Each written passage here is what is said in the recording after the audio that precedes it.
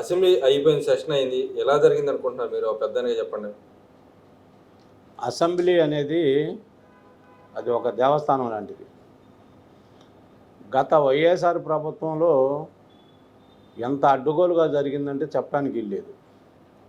ఇవాళ ఉన్న పరిస్థితిని బట్టి ఒక క్రమశిక్షణగా, ఒక పద్ధతిగా, ఒక సమర్థుడిగా నడపగలిగిన సమర్థుడు మన ముఖ్యమంత్రి గారు నారా చంద్రబాబు నాయుడు గారు. మరి ఇవాళ అసెంబ్లీలో ఏ తీర్మానం చేయాలన్నా ఏదైనా కూడా ప్రతిపక్షమే లేదు. ప్రతిపక్షం హోదా అవ్వాలనే దాని మీద జగన్మోహన్ రెడ్డి తపస్సు చేస్తున్నాడు. నీకు వచ్చింది అక్కడ 11 సీట్లు. ఒక 22, 23 గతంలో చంద్రబాబు నాయుడు గారికి వచ్చినట్టుగా కనుక నీకు వచ్చుంటే నీకు ప్రతిపక్షం హోదా ఇచ్చేవాళ్ళు. నీకు వచ్చింది 7. ఆ 7లో ఎంతమంది ఎడిపోతారో నీకు తెలియదు. ప్రతిపక్ష హోదా కావాలనే దాని మీద నీకు ఎలా ఇస్తారు? ఎవరు ఎక్కడైనా కూడా అసెంబ్లీలో జరగని పని. దీనికి గాను మరి ఆయన ఒక ఎమ్మెల్యేగా గెలిచాడు. ఆయన వరకైనా రావచ్చు, ఆ 11 ఎమ్మెల్యేలను తీసుకుని కూడా రావచ్చు. గతంలో వాళ్ళు చేసిన తప్పులు ఉన్నాయి కనుక ఇవాళ అసెంబ్లీలో కూడా అవన్నీ విమర్శిస్తారనే భయంతోనే వాళ్ళు అసెంబ్లీకి రాకుండా వెళ్ళిపోతున్నారు.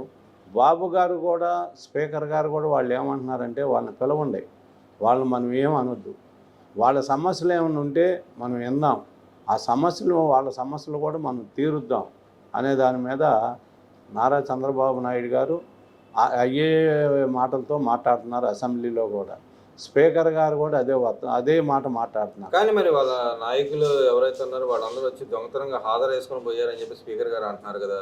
అది ఆ పరిస్థితి ఎందుకు ఉందంటారు? వాళ్ళని రమ్మని అంటున్నాను, లోపలికి వచ్చి కూర్చొని వెళ్ళొచ్చు కదా, దాంతో దొంగతనం చేయాల్సిన అవసరం ఎలక్ట్ అయిన ఎమ్మెల్యేలు కదా మీరు అని చెప్పి అడుగుతున్నాడు. అవును, స్పీకర్ గారు అడుగుతున్నారు, ముఖ్యమంత్రి గారు కూడా అడుగుతున్నారు. మనం వచ్చే గేట్నే కూడా వాళ్ళని రానియండి. జగన్మోహన్ రెడ్డిని కానీ వాళ్ళ 11 ఎమ్మెల్యేలే కానీ దొంగసాటుకు రావాల్సిన పని లేదు.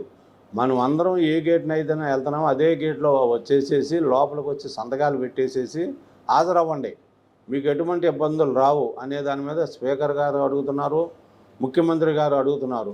వీళ్ళ గుండెల్లో రైలు పరిగెత్తుతున్నాయి. ఎందుకంటే గతంలో చేసిన తప్పులు ఉన్నాయి కనుక అసెంబ్లీలో మళ్ళీ ఆ తప్పులు ఏమైనా హింసిస్తారేమో, దాని దగ్గర చెప్పడానికి మన దగ్గర సమాధానం లేదు అనే దాని మీద వాళ్ళు భయపడిపోయి అసెంబ్లీకి రాకుండా పోతున్నారు. కానీ వాళ్ళు వస్తే ఎటువంటి ఇబ్బందులు లేవని కూడా చంద్రబాబు నాయుడు గారు హామీ ఇస్తున్నాడు, స్పీకర్ గారు ఇస్తున్నారు. కానీ ఇక్కడ మరి వాళ్ళు బొత్స గారు అంటున్నాడు, ఇక్కడ సెషన్లో లేని వ్యక్తి గురించి మాట్లాడటానికి లేదు, గతంలో జరిగిన గురించి మాట్లాడకూడదు, మా నాయకుడి గురించి విమర్శించకూడదని చెప్పి అంటున్నాడుగా. ఆయన గతంలో చేసిన తప్పులు కూడా మాట్లాడకూడదని అంటున్నాడు కదా, దాన్ని ఎలా చూస్తారు? బొత్స సత్యనారాయణ అనేవాడు అతని వల్లే అసలు వాస్తవంగా చెప్పాలి అంటే ఆ పార్టీ దెబ్బతింటం కారణం కూడా సీనియర్ నాయకుడు అతను. వాళ్ళందరినీ కూడా ఒక క్రమశిక్షణలో చెప్పడం కూడా అతనికి తెలియదు, చేత కాదు.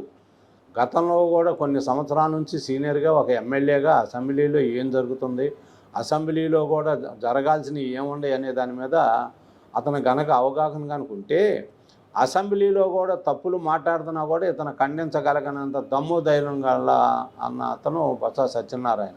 అయినా కూడా ఇతను నాకెందుకు లేని మెదలకుండా కూర్చునేవాడు.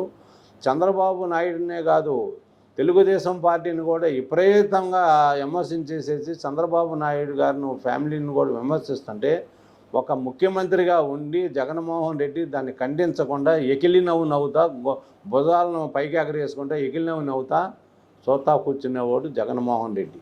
అది పద్ధతి కాదని కూడా ఆ రోజున కూడా చంద్రబాబు నాయుడు గారు కూడా బాధపడ్డా కూడా ఇవాళ రమ్మనండి, అవన్నీ మనం వెనకెళ్ళొద్దు అనేది దాని మీద కూడా స్పీకర్ గారు కూడా బాబు గారు కూడా వాళ్ళని రమ్మనమని అంటున్నాడు.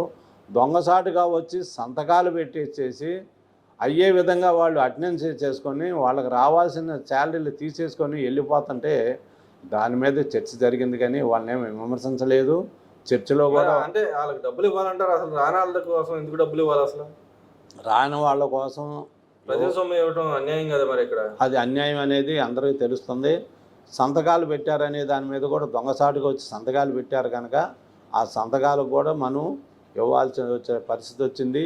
మరి వాళ్ళు దొంగతనంగా వచ్చి సంతకాలు పెట్టేసేసి వెళ్ళిపోయాక కూడా వాళ్ళ ఎమ్మెల్యే కార్డులు కూడా ఈ దొంగతనంగా తీసుకుని వెళ్ళిపోతున్నారు. అనే దాని మీద చర్చలు జరిగినాయి. కానీ అంతకుముందు అసెంబ్లీలో కూడా ఏ చర్చలు కూడా జరగలేదు. వాళ్ళ విషయాలు కూడా మాట్లాడలేదు. వాళ్ళు కూడా ఎక్కడ కూడా భయపడాల్సిన పని లేదు. చంద్రబాబు గారు నేను ఉండాను రాండి అని అన్నా కూడా వాళ్ళకు ఉండే భయం వాళ్ళకు ఉంది.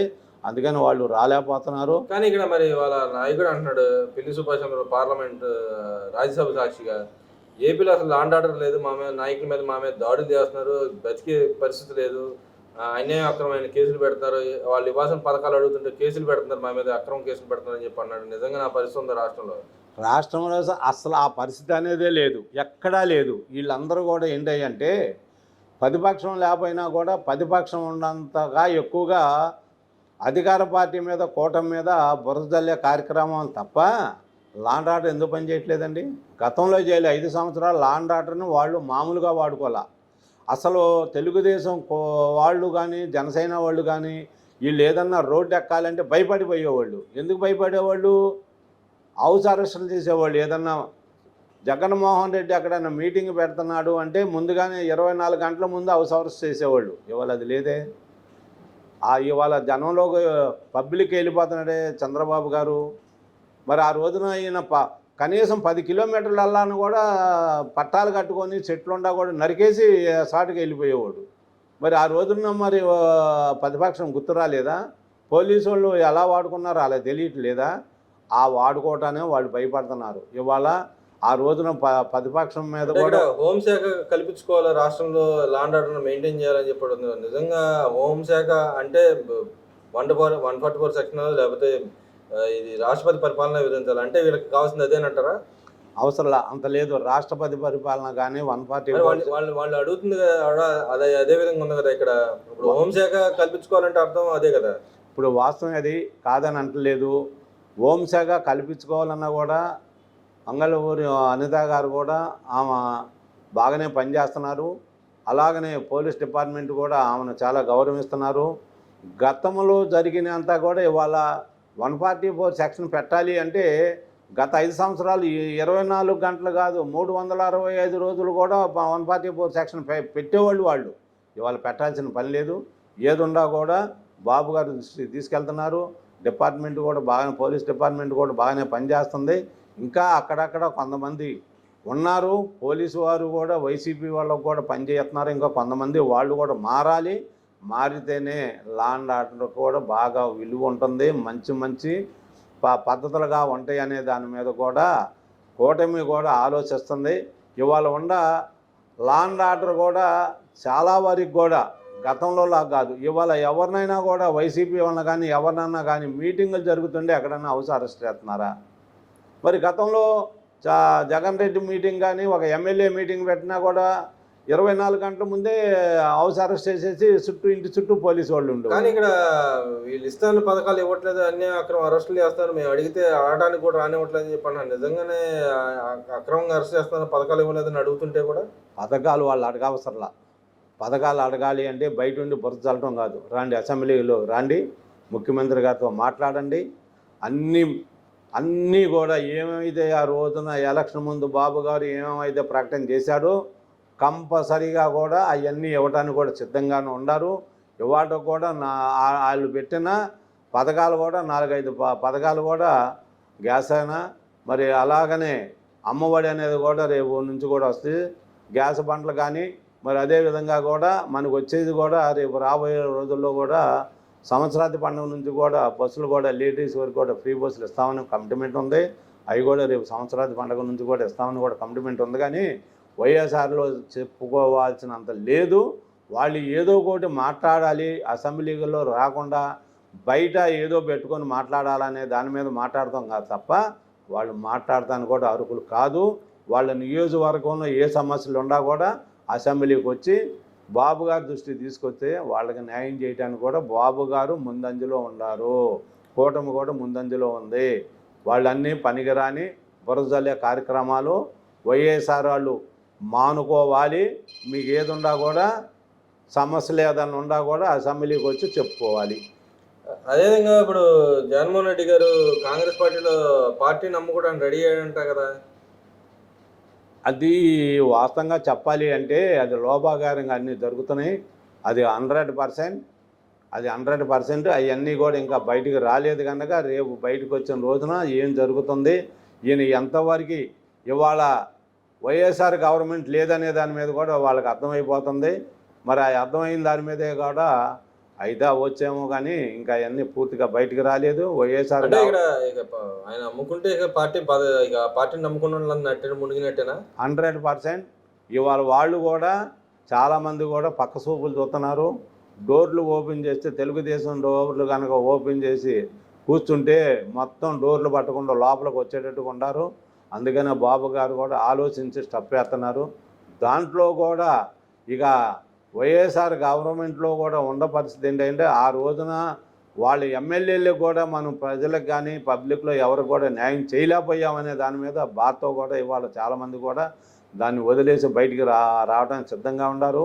వైఎస్ఆర్ గవర్నమెంట్ అంటే నీటిలో ఒక బుటక, అది నీటిలో బుటక ఏంటంటే ఆ బుటక ఉందని చెప్పి అది పరిపాలన బుటక వెళ్ళిపోతానే ఉంటుంది. వీళ్ళందరూ కూడా ఎటువంటి అటు వెళ్ళిపోవటానికి కూడా సిద్ధంగా ఉన్నారు. వాళ్ళను కూడా గవర్నమెంట్ వైఎస్ఆర్ గవర్నమెంట్ని కాదు కదా జగన్మోహన్ రెడ్డిని కూడా నమ్ముకోవడానికి కూడా ఎవరు కూడా ఉత్సాహంగా లేరు వైఎస్ఆర్ ఎమ్మెల్యేల్లో. ఇక పార్టీ మునిగిపోయినట్టే 100%. రేపు రాబోయే రోజుల్లో ఆయనకి ఎమ్మెల్యేలు కూడా దొరకరు. మొన్నే సరిగా దొరకల, ఎవరెవరో దొరికిన వాళ్ళందరిని పెట్టుకున్నాడు. అందుకని మరి 151 సీట్లు ఇచ్చిన వాళ్ళు ఇవాళ వాళ్ళని ఏ స్థితి తీసుకొచ్చారండి? మరి నీ పరిపాలన బాగోలేదనేగా, బాబు గారి పరిపాలన బాగుందనే దాని మీదే కదా తీసుకొచ్చింది. మళ్ళీ 164 సీట్లు కూర్చోబెట్టారు. మరి ఆ విధంగా మీకు ఆలోచించుకోవాలి కదా. 151 సీట్లు ఇచ్చిన వాళ్ళు మీకు 11 సీట్లు కూర్చోబెట్టారంటే ఆలోచించండి.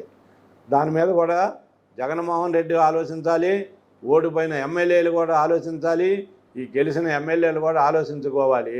గతంలో మనం పరిపాలన సరిగా లేదు అనే దాని మీద మమ్మల్ని ఓడించారనే దాని మీద వాళ్ళకు కూడా తెలుసు, వాళ్ళ మనసులో కూడా ఉంది. వాళ్ళు ఏంటంటే బయటికి చెప్పుకోలాగా లోపల కూడా కుమిలిపోతున్నారు వైఎస్ఆర్ గవర్నమెంట్ ఎమ్మెల్యేలు.